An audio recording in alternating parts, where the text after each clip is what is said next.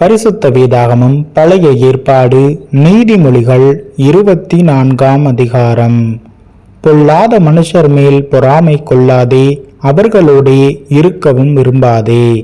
அவர்கள் இருதயம் கொடுமையை யோசிக்கும், அவர்கள் உதடுகள் தீவினையை பேசும்.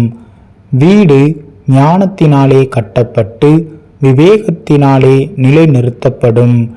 அறிவினாலே அறைகளில் அருமையும் இனிமையுமான சகலவித பொருட்களும் நிறைந்திருக்கும். ஞானமுள்ளவன் பலமுள்ளவன், அறிவுள்ளவன் தன் வல்லமையை அதிகரிக்க பண்ணுகிறான். நல் யோசனை செய்து யுத்தம் பண்ணு, ஆலோசனைக்காரர் அநேகரால் ஜெயம் கிடைக்கும். மூடனுக்கு ஞானம் எட்டாத உயரமாயிருக்கும், அவன் நியாயஸ்தலத்தில் தன் வாயை திறவான். தீவினை செய்ய உபாயம் செய்கிறவன் துஷ்டன் எனப்படுவான். தீய நோக்கம் பாவமாம், பரியாசக்காரன் மனுஷருக்கு அருவருப்பானவன். ஆபத்து காலத்தில் நீ சோர்ந்து போவாயானால் உன் பலன் குறுகினது. மரணத்துக்கு ஒப்புவிக்கப்பட்டவர்களையும் கொலையுண்ண போகிறவர்களையும் விடுவிக்க கூடுமானால் விடுவி. அதை அறியோம் என்பாயாகில் இருதயங்களை சோதிக்கிறவர் அறியாரோ?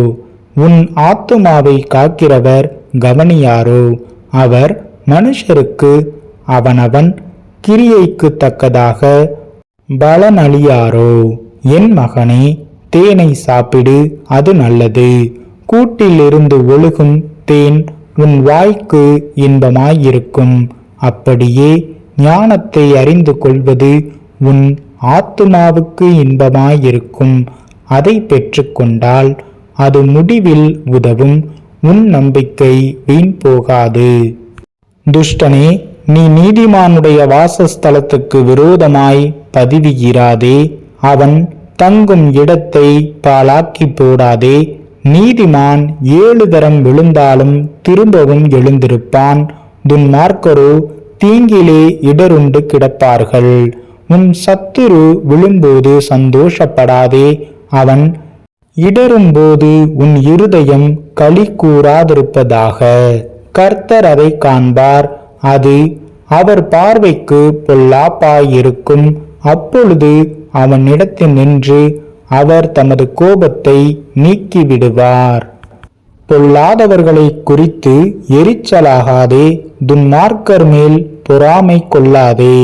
துன்மார்க்கனுக்கு நல்ல முடிவு இல்லை, துன்மார்க்கனுடைய விளக்கு அணைந்து போம். என் மகனே, நீ கர்த்தருக்கும் ராஜாவுக்கும் பயந்து நட. கலகக்காரரோடு கலவாதே. சடுதியில் அவர்களுடைய ஆபத்து எழும்பும்.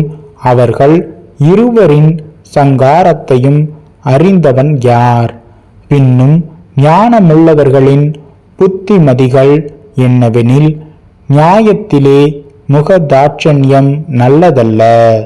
துன்மார்க்கனை பார்த்து நீதிமானாயிருக்கிறாய் என்று சொல்லுகிறவனை ஜனங்கள் சபிப்பார்கள். பிரஜைகள் அவனை வெறுப்பார்கள். அவனை கடிந்து கொள்ளுகிறவர்கள் மேல் பிரியமுண்டாகும். அவர்களுக்கு உத்தம ஆசீர்வாதம் கிடைக்கும். செம்மையான மறுமொழி சொல்லுகிறவன் உதடுகளை முத்தமிடுகிறவனுக்கு சமானம். வெளியில் உன் வேலையை எத்தனப்படுத்தி வயலில் அதை ஒழுங்காக்கி பின்பு உன் வீட்டை கட்டு. நியாயமின்றி பிறனுக்கு விரோதமாய் சாட்சியாக ஏற்படாதே.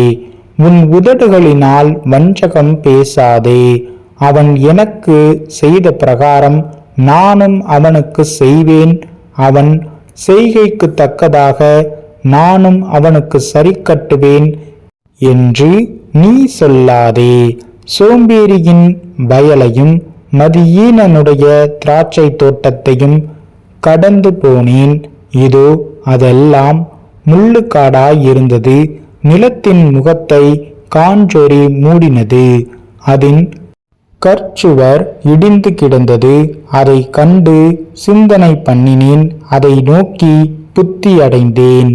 இன்னும் கொஞ்சம் உறங்கட்டும், இன்னும் கொஞ்சம் கை முடக்கிக் கொண்டு நித்திரை செய்யட்டும் என்பாயோ? உன் தரித்திரம் வழிபோக்கனைப் போலும், உன் வறுமை ஆயுதமணிந்தவனைப் போலும் வரும்.